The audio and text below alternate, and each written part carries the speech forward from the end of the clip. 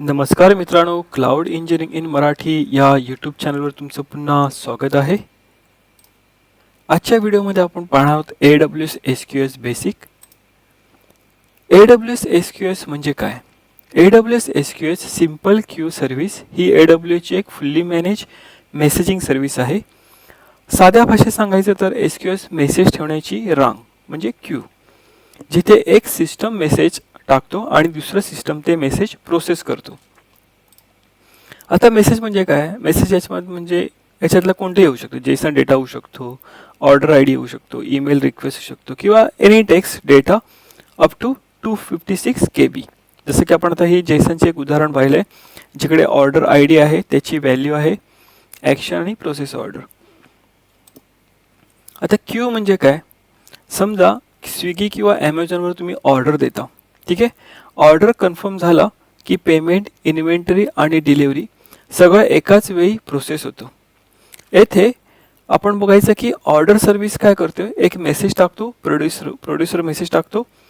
Q काय करते, ते मेसेज सेफली ठेवतो, सुरक्षित ठेवतो. आणि डिलिव्हरी पेमेंट सर्व्हिस काय करते, ते मेसेज उचलते आणि कन्झ्युम करते, ठीक आहे. तर हे सगळं डायरेक्ट कनेक्ट न करता आपण क्यू वापरून होतं, यालाच म्हणतात डीकपल आर्किटेक्चर. हे जसं मी उदाहरण दिलेलं आहे की आता SQS का वापरतो, ठीक आहे. SQS वापरण्याचे काय कारण आहे? पहिली गोष्ट म्हणजे हाय स्केलेबिलिटी, म्हणजे तुम्ही लाखो मेसेज हँडल करू शकता SQSने. लूज कपलिंग होतं, म्हणजे एक सिस्टम दुसऱ्या सिस्टमवर डिपेंडेंट राहता इंडिपेंडेंटली काम करते. फॉल्ट टॉलरन्स, म्हणजे कंझ्युमर डाऊन जरी झाला तरी मेसेज सेफ राहतात. फुल्ली मॅनेज आहे, सर्व्हर पॅचिंग स्केलिंग आपल्याला करायची काही गरज लागत नाही. आणि पे ॲज यू गो या मॉडेलनी तुम्ही जेवढं वापरणार तेवढंच तुम्हाला AWSला पे करावा लागतो. आता AWSचे मुख्य कंपोनंट कोणते आहेत आपण समजून घेऊया. AWSचे मुख्य कंपोनंट आहेत प्रोड्युसर, क्यू आणि कन्झ्युमर, ठीक आहे. प्रोड्युसर काय करतो, अप्लिकेशन सर्व्हिस किंवा मेसेज क्यूमध्ये टाकतो, म्हणजे स्टोअर करतो, प्लेस करतो, तो असतो प्रोड्युसर. क्यू काय असते, मेसेज टेम्पररी स्टोअर करते आणि फिफो किंवा स्टँडर्ड या फॉर्मॅटमध्ये स्टोअर करते. कन्झ्युमर काय करतो, क्यू मधले मेसेज रीड करतो आणि ते प्रोसेस झाल्यावर काय करतो, मेसेज डिलीट करतो. हे काम आहे कन्झ्युमरचं. जरी आता हे तुम्हाला प्रोड्युसर क्यू समजत नसेल तरी काळजी करण्याचं कारण नाही, आपण प्रॅक्टिकली सर्व पाहणार आहोत हे कशा प्रकारे क्रिएट करायचं.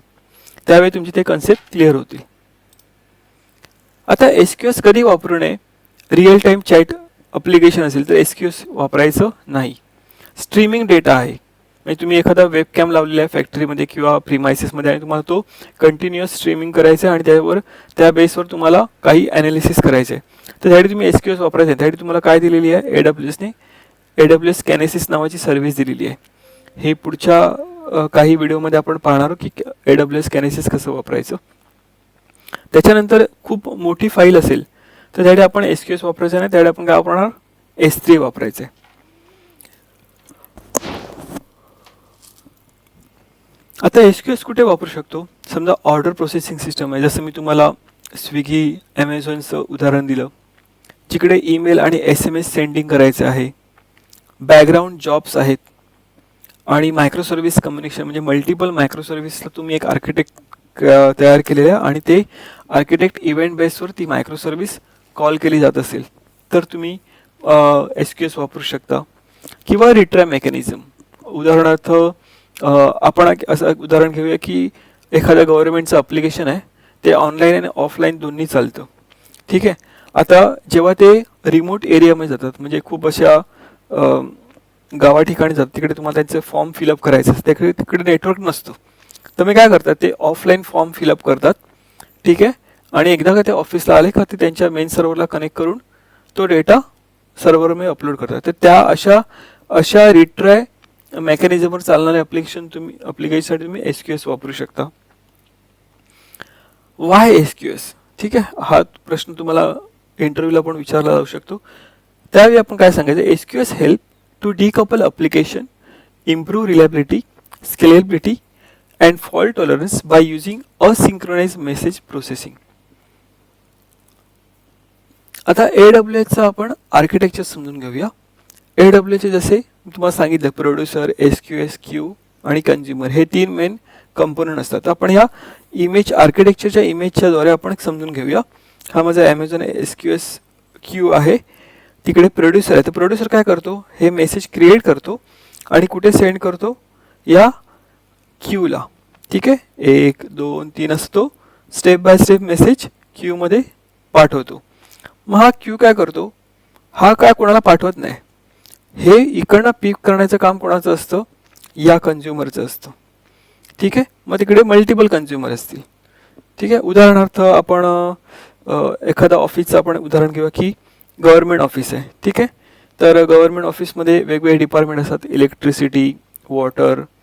ठीक आहे, तर हा आपण एक एक्झाम्पल घेऊ की हे मेन ऑफिस आहे, मेन हेड ऑफिस आहे.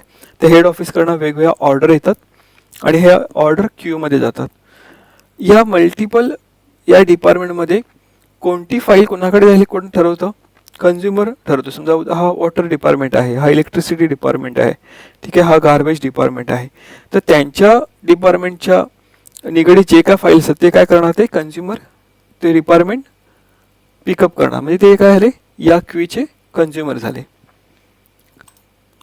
आता प्रोड्युसर काय करतो, जसं तुम्हाला सांगितलं की प्रोड्युसर काय आहे, एक ॲप्लिकेशन असू शकतो, सर्व्हिस असू शकते, किंवा लांबडा असू शकतो, लांबडा फंक्शन असू शकतो. तो काय करणार, मेसेज तयार करतो जेसन आणि टेक्स्ट फॉर्मॅटमध्ये आणि काय करतो, सेंड मेसेज API वापरून ते मेसेज SQS मध्ये स्टोअर करतो.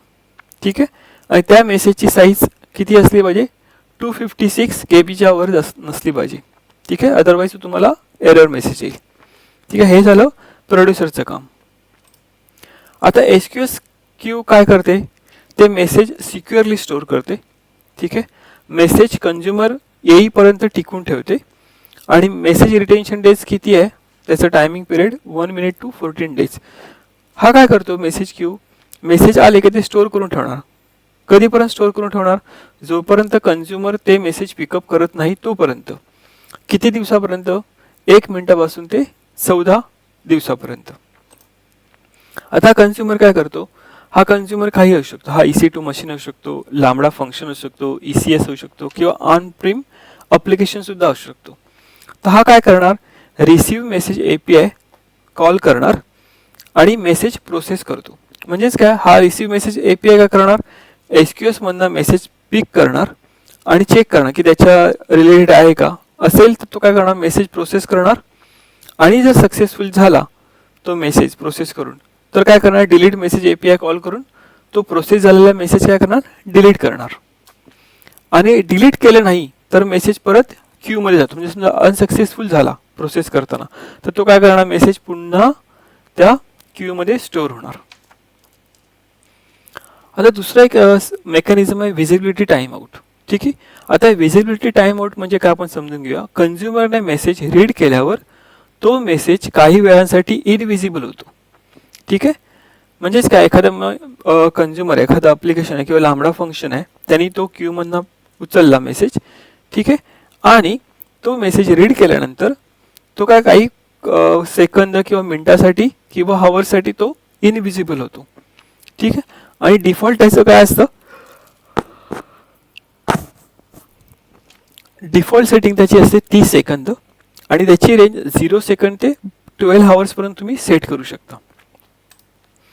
आता तुम्ही म्हणाल की व्हिजिबिलिटी टाइम का गरजेचं आहे. ठीक आहे, तर 2 गोष्टींसाठी गरजेचं आहे. जर व्हिजिबिलिटी टाइम आउट नसेल तर काय होणार, मल्टिपल कंझ्युमर एकाच मेसेजला प्रोसेस करतील. ठीक आहे, समजा माझ्या क्यूमध्ये 10 मेसेज आहे, मी पहिला मेसेज घेतला, प्रोसेस केला, पण जर मला समजलंच नाही की हा मेसेज प्रोसेस केला आहे की नाही. ठीक आहे, तर काय होणार, प्रत्येक वेळी मी काय करणार, तोच मेसेज काय रिप्रोसेस करत राहणार. त्यामुळे काय होणार, डुप्लिकेट प्रोसेसिंग होत राहणार. म्हणूनच इनव्हिजिबिलिटी टाइम आउट आपल्या इकडे हेल्प करते की समजा 10 मेसेज आहेत, त्या 10 मेसेजमधला पहिला मी मेसेज प्रोसेस केला, मग तो 1 मिनिटासाठी किंवा 10 मिनिटासाठी तो काय इनव्हिजिबल होईल. मग काय होणार, माझ्या क्यूमध्ये कोणता येणार, दुसरा मेसेज येईल. ठीक आहे, तो प्रोसेस होणार, मग पुन्हा 5 किंवा 10 मिनिटासाठी तो इनव्हिजिबल होईल. अशा प्रकारे माझं हे क्यू चालू राहणार. आता आपण एक उदाहरण घेऊया, रिअल लाईफ एक्झाम्पल. समजा माझ्याकडे ऑर्डरिंग प्रोसेसिंग सिस्टम आहे. ठीक आहे, आणि मी ऑर्डर एक प्लेस केल्यानंतर काय होणार, एक ऑर्डर ID जनरेट झाला 101 आणि तो क्यूमध्ये बसला. क्यू मधनं कन्झ्युमर 1ने काय तो मेसेज उचलला, प्रोसेस केला. इनव्हिजिबिलिटी टाइम आउट 60 सेकंड म्हणजे 1 मिनिटासाठी, 1 मिनिटासाठी त्यांनी इनव्हिजिबल केला त्याला. ठीक आहे.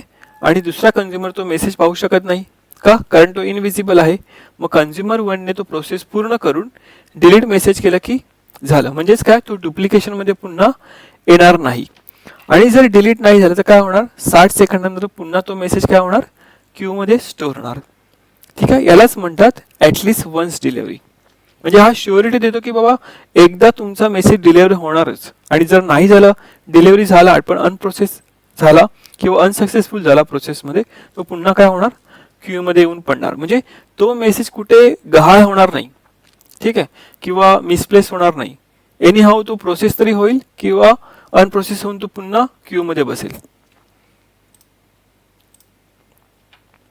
आता visibility time out best practice काय सांगतो, प्रोसेसिंग टाइम पेक्षा थोडा जास्त टाइम आउट ठेवा. म्हणजे उदाहरणार्थ समजा तुम्ही एखादा लांबडा फंक्शन तुमच्या कन्झ्युमर मध्ये लिहिलेला आहे आणि तुम्हाला माहिती आहे ॲज पर युअर एक्सपर्टाईज आणि अनालिसिस की हा लांबडा फंक्शन कमीत कमी 5 ते 10 मिनिटं घेतो, किंवा लांबडा फंक्शनचा जो मॅक्झिमम टाइम आउट आहे हा 15 मिनिटाचा असतो. आणि जर तुम्हाला 15 मिनिटानंतर तो एखादा प्रोसेसिंग झालेला मेसेज तुम्हाला डिलीट करायचा, तुम्ही काय करू शकता, प्रोसेसिंग व्हिजिबिलिटी टाइम आउट काय करू शकता, 15 मिनिटापेक्षा जास्त ठेवू शकता. आणि जर लॉंग जॉब असेल तर काय करणार तुम्ही, तिकडे एक ऑप्शन असतो चेंज मेसेज व्हिजिबिलिटी, हा ऑप्शन तुम्ही तिकडे वापरू शकता.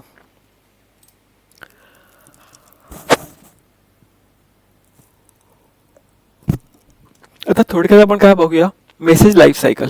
मेसेज लाईफ सायकल काय काय होते, पहिला सेंड होते, मग स्टोअरमध्ये क्यू होतो, मग तो रिसीव्ह केला जातो कन्झ्युमरकडनं, त्याच्यानंतर काही वेळासाठी तो व्हिजिबिलिटी टाइम आउट होते, त्याच्यानंतर तो प्रोसेस होतो त्या टायमिंगमध्ये, आणि एकदा प्रोसेस सक्सेसफुल झाला का तो मेसेज डिलीट होतो क्यूमधनं.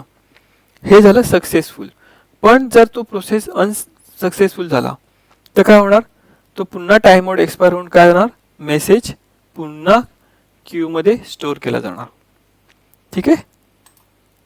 आता आपण पाहूया की स्टँडर्ड वर्सेस फिफो क्यू. म्हणजे ते एक जे क्यू असतात ते एक दोन प्रकार असतात, एक स्टँडर्ड असतो, एक फिफो असतो.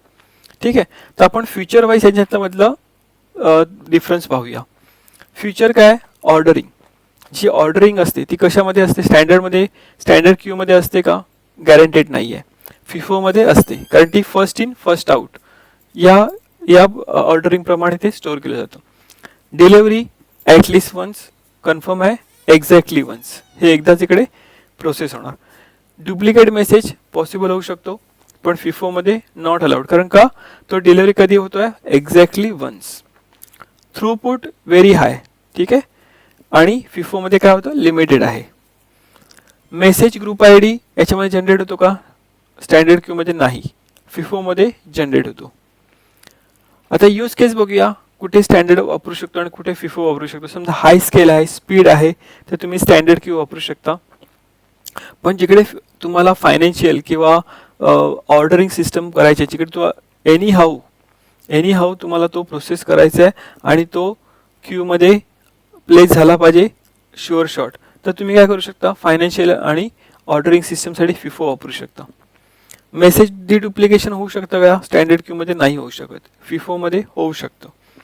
नेम सफिक्स कोणताही नाम तुम्ही देऊ शकता, पण जेव्हा तुम्ही फिफो क्यू करणार त्यावेळी तुमचं जे काय क्यू असणार त्याचं नाव काय असलं पाहिजे, डॉट फिफो नावाने स्टोअर करता आली पाहिजे. आता हे झालं ॲमेझॉन AWS SQ बद्दल ओव्हरव्ह्यू. आता पुढे आपण काय पाहणार आहोत, पुढच्या व्हिडिओमध्ये प्रॅक्टिकली कसं करायचं. तर आशा करतो तुम्हाला AWS SQLचा ओव्हरव्ह्यू समजला असेल, आवडल्यास लाईक करा, शेअर करा आणि सबस्क्राईब करायला विसरू नका. भेटूया पुढच्या व्हिडिओमध्ये. धन्यवाद.